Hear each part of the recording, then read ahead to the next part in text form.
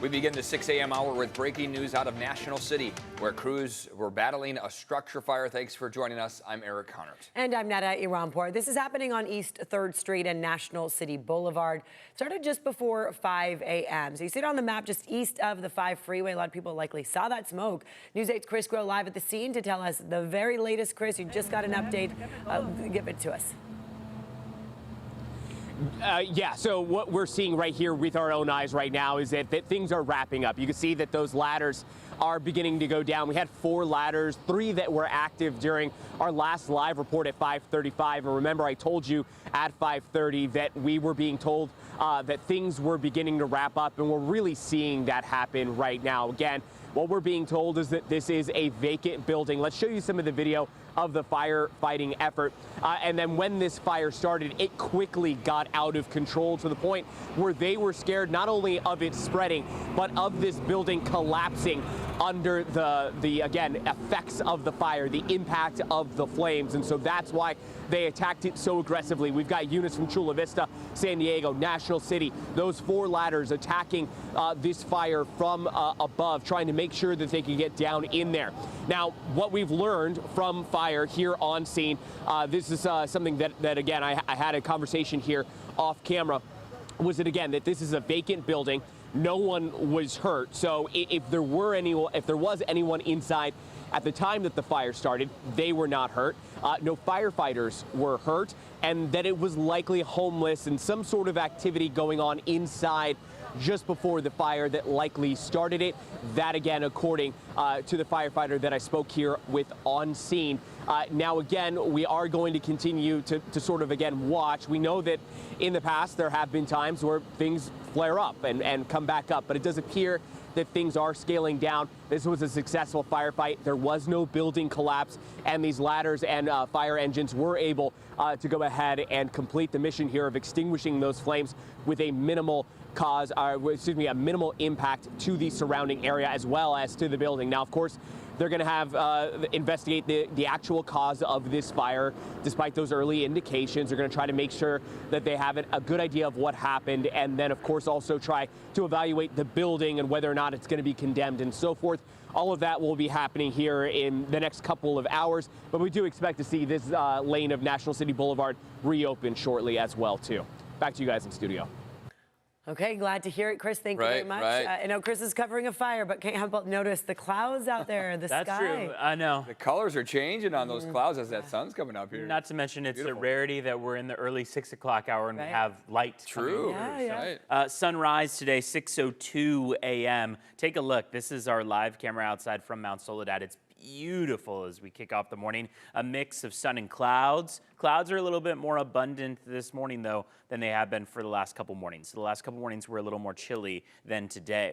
By the time we get to the afternoon, get into the upper 60s out by the coast, low 70s inland, under partly cloudy skies. Going to be very similar to yesterday on those afternoon highs, and a comfortable one overall today and tomorrow before we warm up a hair into Saturday. I'll send things over to Vanessa Paz checking in on traffic this morning. Yeah, so far so good. Unfortunately, our Caltrans cameras are down right now, so let's go ahead and take you to the maps. We had an earlier crash that was blocking things on the 805 North, right at the Orange Avenue Olympic Parkway on-ramp. That has since cleared, thankfully. Let's go ahead and pull up those travel times because we're shooting for really nice drives. This is coming in from the South Bay headed north. 15 minutes right now on the 5 and the 805. We're starting to see a little bit of slowing now on the 50 or on the 5 in from the 54 up to the 8, but still so far so good to get you across from downtown towards the city of Coronado at last check. Netta? All right, thank you, Vanessa. And now new this morning, a mother accused of leaving her son at a Chuck E. Cheese in Escandido is under arrest. Escandido police told us overnight the woman was arrested around 2 this morning. She is now facing a child abandonment charge. Police say the boy is safe and with relatives now. Now, later this afternoon, a judge will decide whether to remove the San Diego deputy district attorney handling the Larry Millete case. Millete's defense team has filed a motion making serious allegations of prosecutorial misconduct. News 8's Tori Apodaca live outside the South Bay Courthouse, where that hearing is going to get underway here in just a couple of hours.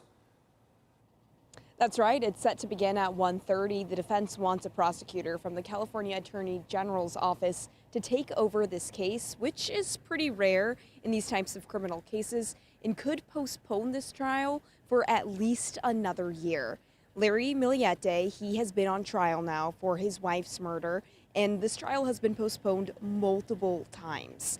And now defense is accusing San Diego Deputy District Attorney Christy Bowles of eliciting false testimony at the preliminary hearing and admitting evidence the defense claims she knew to be illegal. They also are claiming that Chula Vista investigators provided false testimony and deliberately downplayed an affair involving Maya Millete and a coworker. Maya Millete, the Chula Vista mother of 3, disappeared back in 2021, and her body has still never been found. California Attorney General Rob Bonta says defense's motion to replace Bowles should be denied. The family of Maya Millete have really just been grieving and begging the judge to allow this trial to begin. It is set for May 11th, but that will ultimately be up to the judge to decide today. Reporting from outside South Bay Courthouse, Tori Apodaca, News 8. Tori, thank you. A close call on final approach at San Diego International, captured on air traffic control radio. Listen. So United 1980, are there drones flying around here? Not that I'm aware of. I believe I just saw like a red small object, like about 1,000 feet below us to our right. And we had drone probably at around 3,000 feet. A United Airlines flight from San Francisco was just 4 minutes from landing yesterday when pilots spotted a drone in their path. There was no collision, thankfully, but the FAA is now investigating how that drone got thousands of feet in the air in the paths of planes. Well, today is the deadline to apply for financial assistance for trash and recycling services from the city of San Diego. The qualifications right there on your screen. The trash collection fee began last July. The city says there are still funds to help about 4,000 customers. Okay, 6:07 here. Let's check out those skies again. Oh, these clouds are so pretty. I just texted my husband, wake up, it's the sunrise. It's so nice. Well, that was very nice of you. Isn't that nice? A long talk. 6:07 right now, about 5 minutes past the sunrise. We've got a few more clouds on hand this morning than we have for a lot of our past mornings. So Tuesday and Wednesday mornings, those were both rather cold because we lost a lot of those clouds. This morning, those clouds have rejoined us. 75 in Santee and El Cajon for this afternoon. 71 for Mira Mesa and La Mesa. Let's take you up to North County. You can see some pretty similar temperatures out by the coast, upper 60s to low 70s, mostly low to mid 70s the farther east you go. Escandido and Poway, for example, even Ramona expected to make it to 73 degrees this afternoon. Mountains and deserts are pretty mild, right on par with average in most spots. Julian looking at a high of 68. Borrego Springs, boy, 90 degrees on that forecast high. In the meantime, though, you might be chilly as you walk out the door right now. Julian is in the 30s, 38 degrees, 48 in Alpine. Most other spots, though, again, because of that cloud cover, a little bit more mild and comfortable to start off the day out by the coast and inland. Oceanside's at 54, 57 right now in Carlsbad, and 59 in downtown San Diego. We're going to pick up on a little bit of a breeze by the afternoon, most intense toward the mountains and deserts. Fallbrook and Campo are both spots where we could make it to the upper or about mid 20-mile-per-hour range. Aside from that, we're mostly looking at teens as far as your wind speeds and wind gusts go. We're staying dry, though, in the process. This low pressure system that's just to the south of us is bringing us that wind for this afternoon, the increase in cloud cover, and temperatures are staying at about normal. As we get into the weekend, we'll get a boost in temperatures, and then we'll watch as that chance for rain climbs into Tuesday of next week. Right now, it seems like that'll be our single best opportunity for rain. Not great, really, as it stands right now. Only about a 39% chance. But something we'll watch for is how that low pressure system starts to move in our direction, how much moisture it's able to draw upon, and how big that drop in temperatures could be, which we'll take a closer look at as we get to that 7-day forecast in just about 5 minutes or so. In the meantime, I want to send things over to Vanessa Paz. She has a check of how things are looking this morning on our roads and whether or not people are behaving this Thursday morning. Yeah, I always say if we're in the green and there's no crashes on the CAD, that means folks are usually behaving behind the wheel. What's not behaving are these stubborn Caltrans cameras. So I'm just going to go ahead and pull up the maps again and kind of showcase what we're tracking here. We have a hit and run crash on the 15 South right at Carmel Mountain. This is right before you hit Ted Williams Parkway, the 56 coming in from the Rancho Bernardo, Rancho Penasquitos area, making your way into near 4S Ranch. Let's go ahead and switch gears and take a look at those travel times. Again, we're at steady speeds for the most part. We have a little bit of crawling now coming in from National City as you make your way up to the 8 via the 5 North, but nothing significant in terms of slowing. That's good news as you head out the door this morning.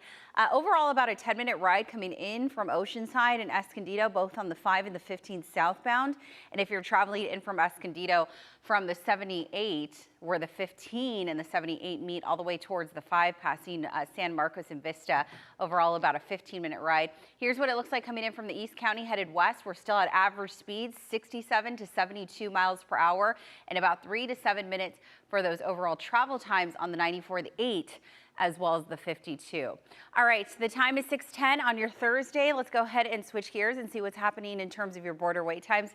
Ouch, these are pretty slow drives. Not too bad coming in from Otay Mesa's port of entry, about an hour wait, but it's over 2 hours right now to cross in from San Ysidro's port of entry, so maybe you opt for Otay Mesa as an alternate entrance this morning.